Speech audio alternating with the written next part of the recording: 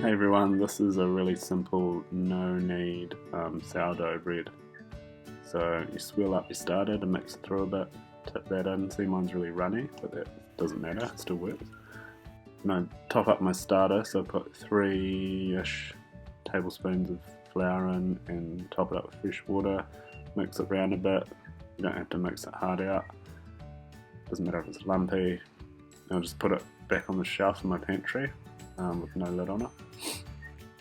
Then I put about 3 cups of flour in. I use stone ground organic flour, but you can use any type of flour. First few times best to use just straight white flour, so it has less variables.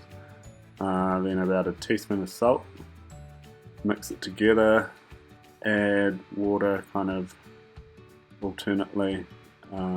That's about 600 ml of water, but it doesn't really matter. It's more about what the consistency looks like later on.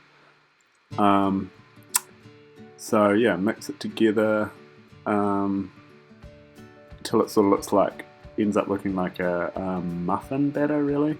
So you couldn't touch it with your hands, it'd be too sticky. So it's a super wet dough compared to what you normally do with bread.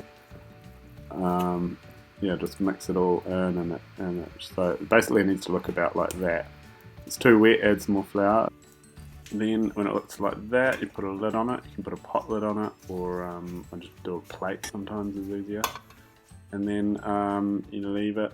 I usually leave mine overnight, so I make it in the evening, and then when I get up in the morning, that's when I bake it. So oil a tin. I just have a jar of oil and I just paint it on. Then I dust it with flour. So do this, then I shake it around a bit, and then I sort of bang excess flour out into the sink, so it looks like that. And then this is what it should look like after 8 to 12 hours, or sort of overnight. It's really runny and puffy. Just scoop that into the tin, and yeah, you don't even get your hands dirty.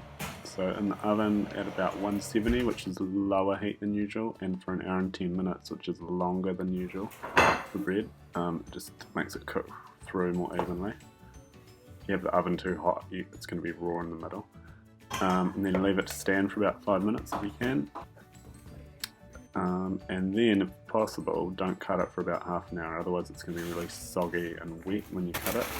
The other thing is you need a really good serrated knife to cut bread without squashing it.